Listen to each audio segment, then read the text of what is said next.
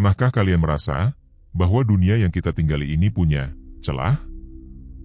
Sebuah tempat yang seharusnya tidak ada di peta, tapi entah bagaimana, kaki kita melangkah ke sana. Saat ini, di Saksi Mistik, kita akan mendengarkan sebuah kesaksian. Bukan dari seorang ahli supranatural, tapi dari seorang pria biasa bernama Aris.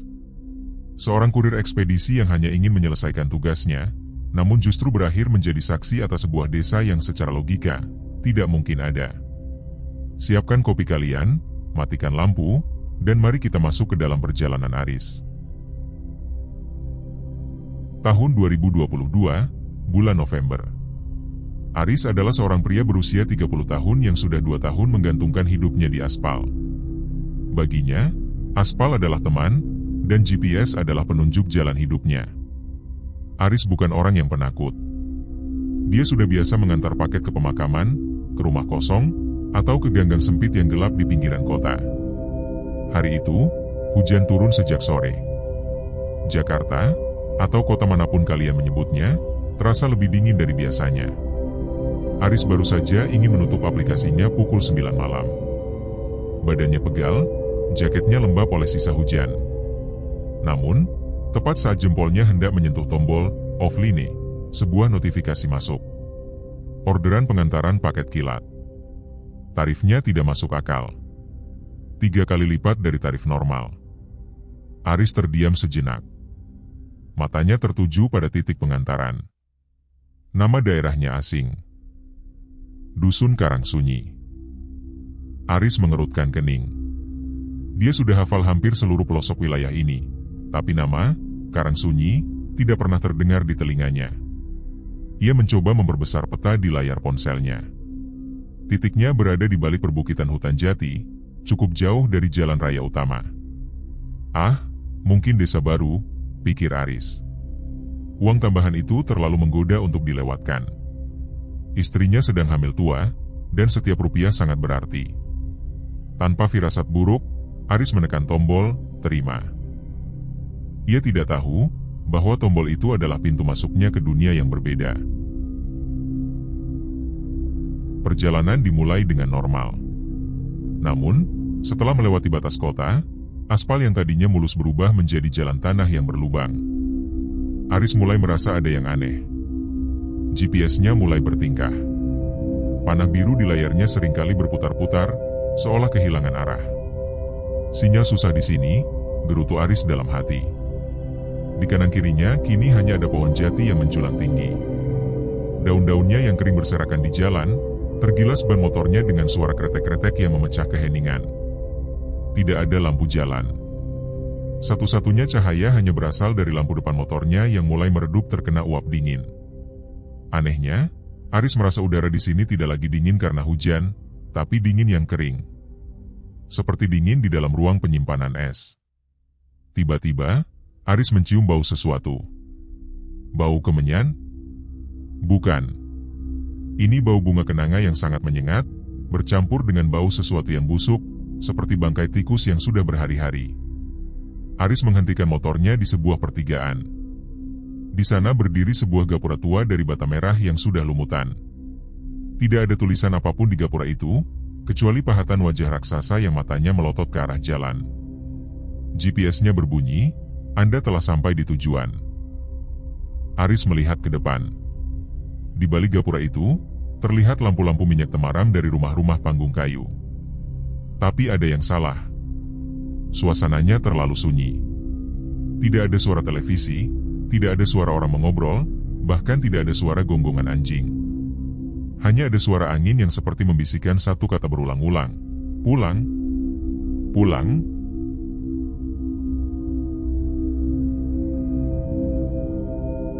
Aris turun dari motornya. Standar motornya berbunyi, trek. Suara yang biasanya terdengar biasa saja, kini terdengar sangat nyaring di tengah kesunyian desa itu. Ia melepaskan helmnya. Seketika, hawa dingin yang aneh langsung menusuk pori-pori wajahnya. Udara di sini terasa berat, seolah-olah oksigen di tempat ini sudah sangat tua dan tidak pernah berganti. Aris melihat ke sekeliling. Rumah-rumah di sini tidak ada yang menggunakan semen. Semuanya kayu jati tua yang sudah menghitam. Tidak ada kabel listrik yang melintang di atas kepala. Satu-satunya sumber cahaya adalah lampu-lampu minyak yang diletakkan di dalam bambu di depan setiap teras rumah. Cahayanya kuning pucat, bergoyang-goyang pelan, menciptakan bayangan panjang yang tampak menari di dinding kayu. Ia merogoh ponselnya. Sinyal benar-benar hilang. Layar ponselnya hanya menampilkan tulisan, "No service". Namun, anehnya, aplikasi pengantaran itu masih terbuka, meski petanya hanya berupa garis lurus berwarna merah yang menunjuk ke sebuah rumah di ujung jalan. Satu lagi paket, Riz. Habis itu pulang, gumamnya dalam hati, mencoba menenangkan diri. Aris berjalan menuntun motornya. Ia tidak berani menyalakan mesin karena takut suaranya akan mengganggu kesunyian yang mencekam ini. Saat ia melewati rumah ketiga, ia melihat sesosok bayangan duduk di teras. Seorang kakek. Kakek itu mengenakan lurik lusuh dan belangkon yang sudah pudar warnanya. Ia duduk diam di sebuah kursi kayu panjang, tangannya memegang sebuah parang yang sedang dibersihkan dengan kain putih. Aris berhenti tepat di depan rumah itu. "Permisi, Kek.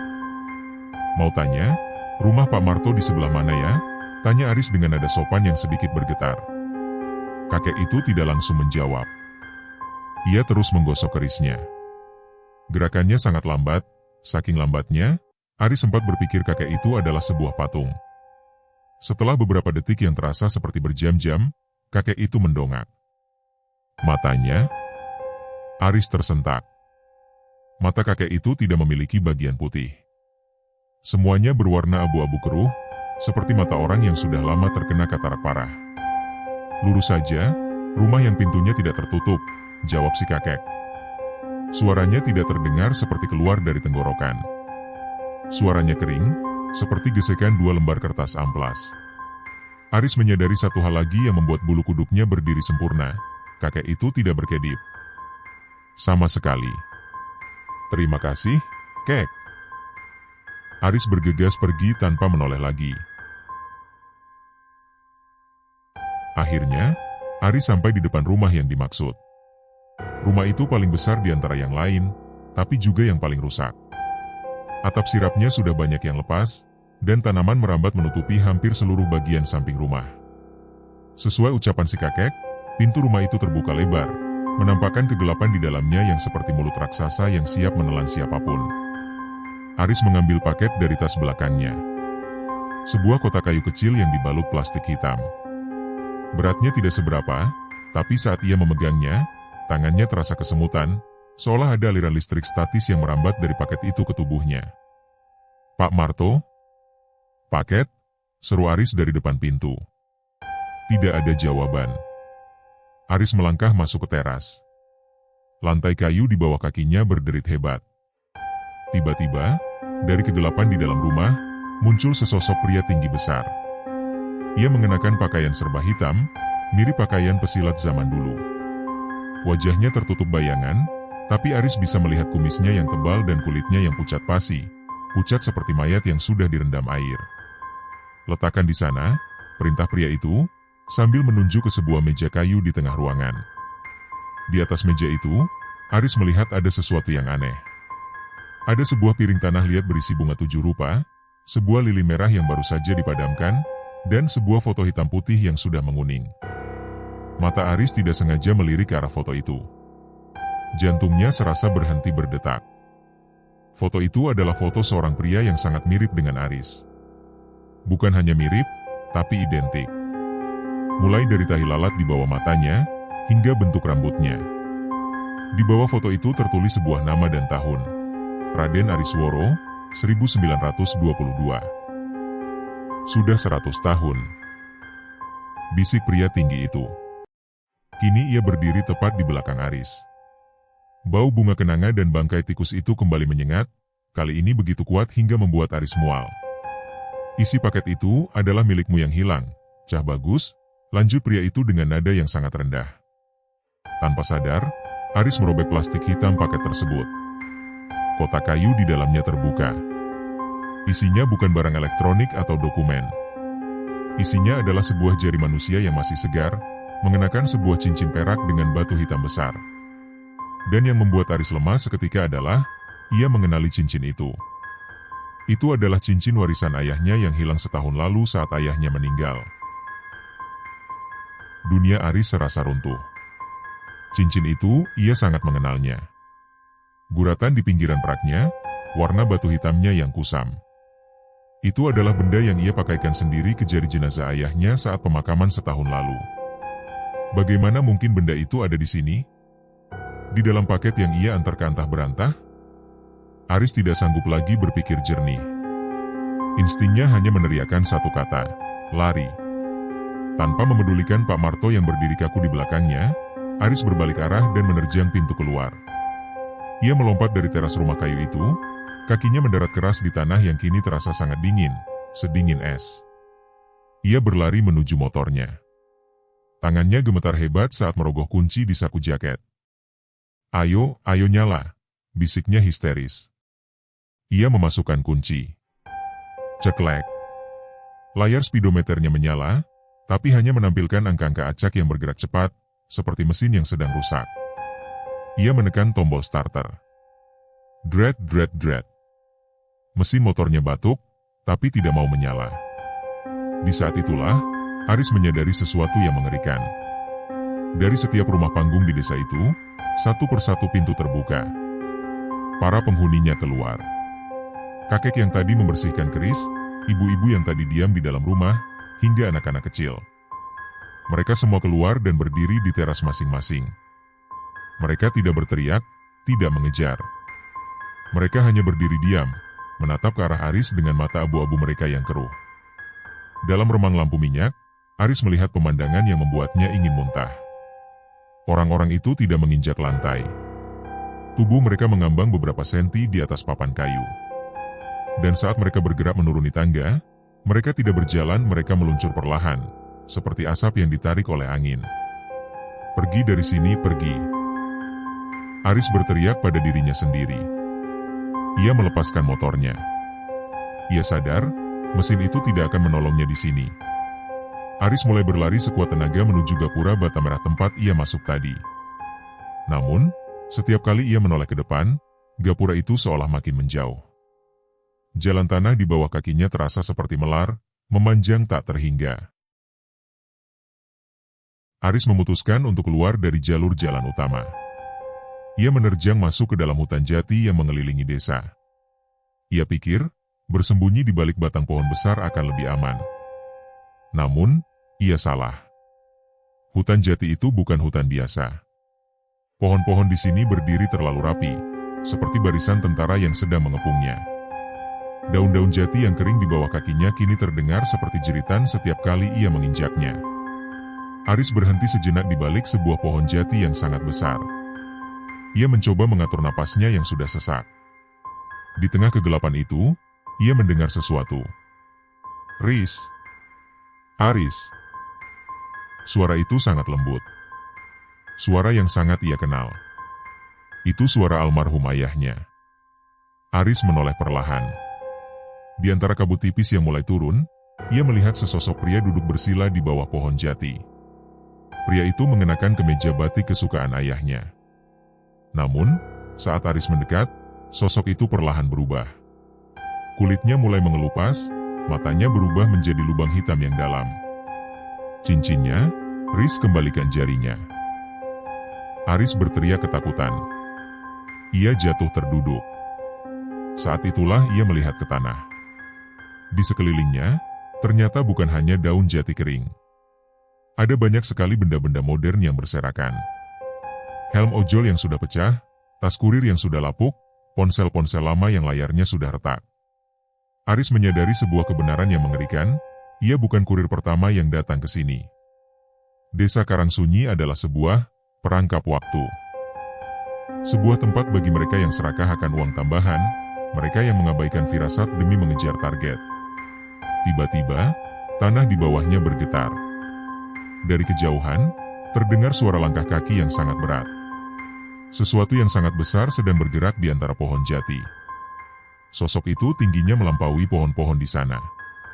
Aris melihat bayangan hitam raksasa dengan mata merah yang menyala. Itu adalah sang saksi pertama, penjaga desa ini. Aris bangkit. Ia lari tanpa arah. Ia terus menggenggam kotak kayu berisi jari itu.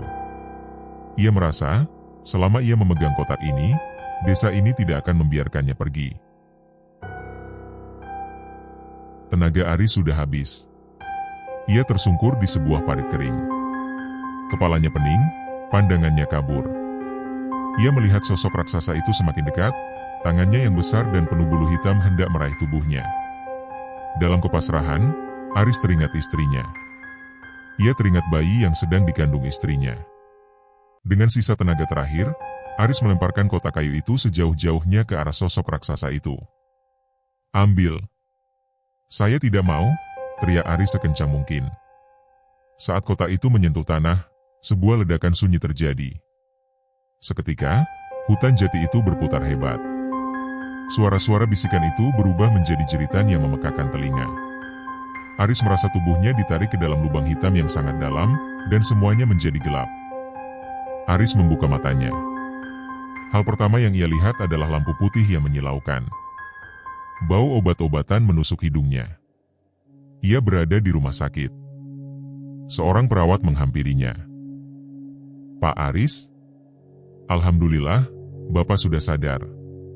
Bapak ditemukan pingsan di pinggir jalan raya oleh warga tadi subuh." Aris mencoba duduk. Kepalanya berdenyut. "Motor saya? Paket saya?" Warga mengatakan motor Aris ditemukan dalam kondisi mesin yang sangat panas, seolah-olah dipaksa berjalan ratusan kilometer tanpa henti. Tapi yang aneh, motor itu ditemukan di pinggir hutan jati yang dikenal warga sebagai area angker yang sering memakan korban orang hilang. Aris merogoh saku jaketnya yang diletakkan di samping tempat tidur. Ia ingin mencari ponselnya untuk memastikan orderan itu. Namun, ponselnya mati total, mesinnya hangus terbakar. Saat ia mengeluarkan tangannya dari saku, ada sesuatu yang terjatuh ke lantai. Ting! Sebuah cincin perak dengan batu hitam. Aris gemetar. Ia melihat jarinya sendiri. Tidak ada yang luka. Tapi di atas cincin itu, masih menempel sedikit sisa tanah merah yang segar, tanah yang sama dengan tanah makam ayahnya. Aris terdiam. Sejak hari itu, ia tidak pernah lagi mengambil orderan setelah maghrib. Ia memilih hidup sederhana daripada harus kembali menjadi saksi atas dunia yang tidak seharusnya ia masuki. Karena di luar sana, di sela-sela gelapnya malam, desa Karangsunyi masih menunggu kurir berikutnya. Mungkin itu adalah salah satu dari kalian. Itulah kesaksian Aris. Sebuah pengingat bahwa tidak semua pintu yang terbuka harus kita masuki. Dan tidak semua bayaran tinggi sebanding dengan nyawa yang kita pertaruhkan. Terima kasih telah menjadi saksi malam ini di Saksi Mistik. Jika kalian punya cerita serupa, atau cerita yang lebih horor yang lainnya, kirimkan cerita kalian ke email kami. Sampai jumpa di kesaksian berikutnya. Tetap waspada karena mereka selalu mengawasi.